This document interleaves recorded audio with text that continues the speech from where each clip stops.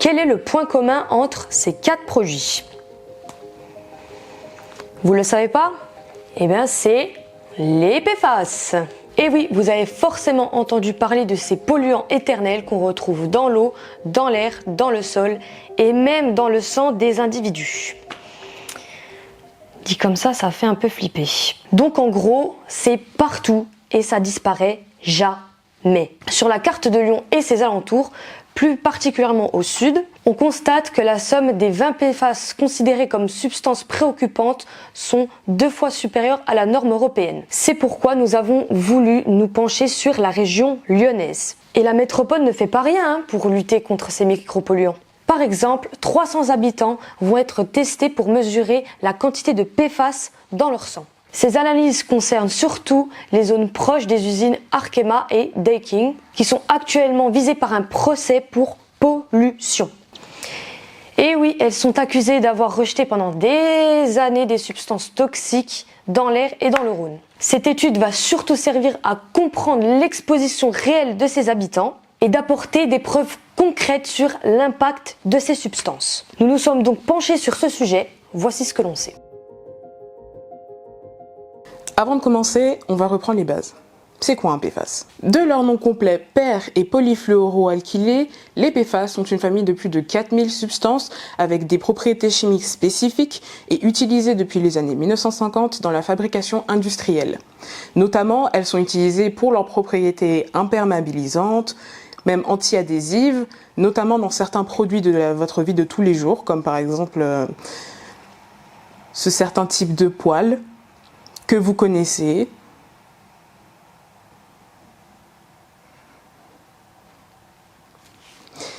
Mais revenons au sujet principal. Ces substances, elles sont thermorésistantes, anti-adhésives et voire même anti-taches. Bref, elles sont tellement polyvalentes qu'en fait, les industriels les utilisent quasiment partout.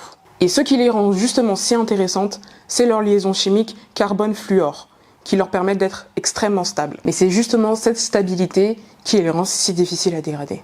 Et à travers divers modes de transfert, ces molécules, elles terminent dans les écosystèmes, dans l'eau, dans l'air, dans les sols, et même aux différentes étapes de la chaîne alimentaire, tout ça pour pouvoir terminer leur course dans nos corps. Et leurs effets sont nombreux et néfastes pour la santé. Cancérogènes, mutagènes, perturbateurs endocriniens et même contribuent à augmenter le taux de cholestérol dans le sang. La liste est longue et à chaque étude scientifique, le bilan s'alourdit. Pourtant, c'est pas faute d'avoir essayé. On les a gardés dans le viseur depuis un bon bout de temps. En 2001, la Convention de Stockholm essayait déjà de pouvoir réglementer certains composés organiques polluants. Sur la même lancée, en 2007, la réglementation REACH vient demander un meilleur droit de regard des États membres sur la production de ces mêmes molécules polluantes. La règle? Simple. Pas de données sur l'impact sanitaire, pas de mise sur le marché. Mais on s'est beaucoup éloigné. Revenons un petit peu à Lyon quelques instants. En 2022, ce sont les noms des usines d'Arkema et Daikin qui retentissent, notamment grâce aux enquêtes d'Émilie Rousseau et Hugo Coignard. Des tests du sol et de l'eau sont effectués près des stations industrielles d'Oulin-Pierre-Bénite et c'est 35 fois plus de PFAS retrouvés près des sites industriels d'Arkema que la norme indicative de 100 nanogrammes par litre proposée par l'Union européenne. D'où le procès, d'ailleurs, porté par la métropole. Et ce qui est attendu à juste titre, c'est qu'elles trouvent des solutions pour pallier aux dégâts qu'elles ont causés. Parce que pendant ce temps, si le sud de la métropole est le plus impacté, reste à savoir à quel point et comment est-ce que l'on pourra subvenir aux besoins des populations lésées. Bon, les PFAS, ça fait déjà beaucoup, et pourtant c'est que la partie émergée de l'iceberg. Parce que derrière le cas Arkema se cache un problème bien plus vaste. Les PFAS, c'est qu'une famille parmi des milliers d'autres substances que l'on appelle les micropolluants. Bon, les PFAS, le Centre international de recherche sur le cancer, a prouvé qu'ils étaient cancérigènes pour l'homme en 2023. Pour mieux comprendre les impacts réels que les PFAS peuvent avoir sur les santé humaines, nous sommes allés à la rencontre de Maxime, un jeune étudiant en médecine, habitant d'Oulin-Pierre-Bénite, qui a été touché par un cancer qui pourrait être lié aux PFAS. Le cancer du testicule, c'est la tumeur la plus fréquente chez les jeunes adultes, mais ça reste une tumeur qui est rare en France. Elle est bilatérale, ça n'arrive jamais. Ce qui quand même, étant donné que je n'ai aucun facteur de risque de cancer du testicule, peut évoquer une cause extérieure. Mais en gros, moi, ce qui m'a fait me poser la question des PFAS, c'est très récemment Le Monde qui a sorti une carte de la pollution de l'eau par les PFAS en France. Là, tout le monde peut regarder son village. Et donc, quand il y a des analyses, on a le dosage des PFAS dans l'eau. Et en fait, moi, mon village faisait partie des villages pas mal pollués.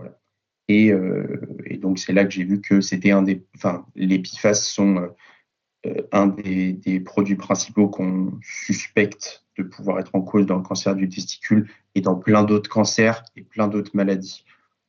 Okay. Il y a 2 usines importantes à Olympia-Bénite qui produisent des PFAS. Déjà, il faudrait une information beaucoup plus large des populations au niveau local. Dans un rayon de 500 mètres autour de ces usines, par exemple, on n'a pas le droit de consommer les légumes, les œufs des jardins, etc. Personne n'est au courant. Personne sait même que ces usines sont là. Les lois sont complètement insuffisantes. Elles sont bourrées de dérogations pour tous les secteurs les plus polluants. Et donc, au final, avec ça changera absolument rien. À partir de là, c'est facile. On condamne les entreprises polluantes, on répare les dégâts causés, et c'est réglé. Sauf que non, c'est pas si facile, parce que les liens entre l'exposition aux PFAS et les maladies est encore difficile à prouver aujourd'hui. Pour comprendre les conséquences des polluants éternels sur l'homme et notre santé, il est essentiel de voir ces phénomènes comme des phénomènes ancrés dans le temps long. Rob Nixon nous apporte une définition de ce qu'il appelle les violences lentes. Ce sont des violences dont les atteintes différées sont disséminées dans le temps et dans l'espace. Une violence par usure qui n'est jamais considérée comme une violence.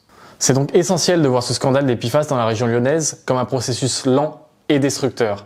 Processus qui revient des décennies en arrière et dont on commence à peine à comprendre aujourd'hui les impacts sur les santé d'aujourd'hui et de demain. Et malheureusement, ce cas des PFAS, il n'est pas unique dans l'histoire des pollutions liées aux industries dans le bassin lyonnais. On pourrait parler de la verrerie Givor, qui a fermé en 2003, mais pourtant, les dégâts sur les ouvriers de l'usine ont été révélés que des années après. En 2009, Mercedes Cervantes, épouse d'un ouvrier de l'usine, a fait tourner un sondage parmi les anciens travailleurs. Sur 208, 92 cancers avaient été détectés.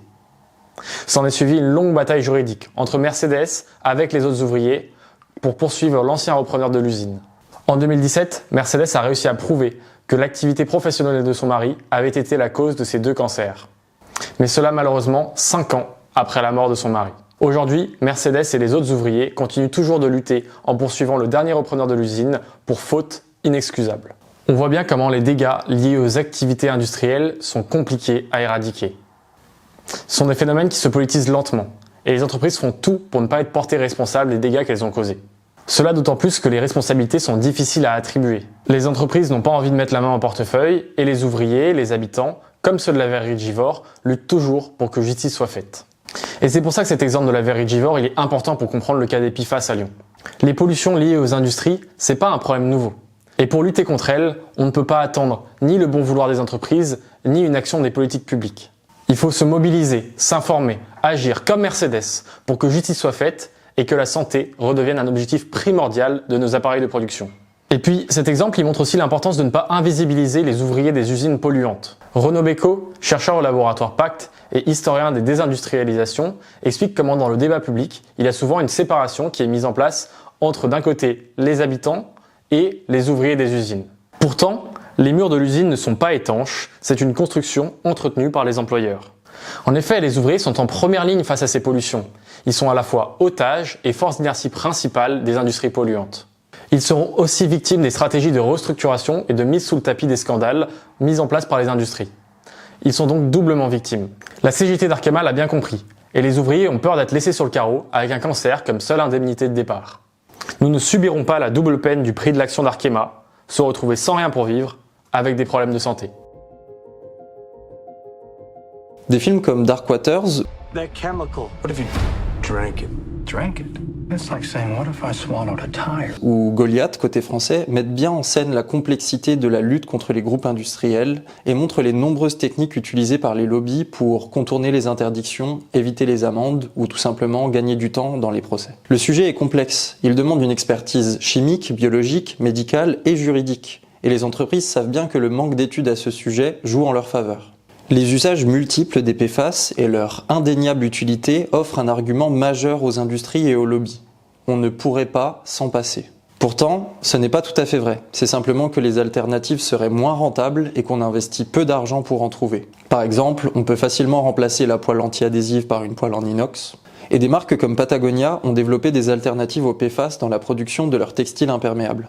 C'est un peu toujours le même problème lorsqu'il s'agit de la lutte écologique contre les grands groupes industriels.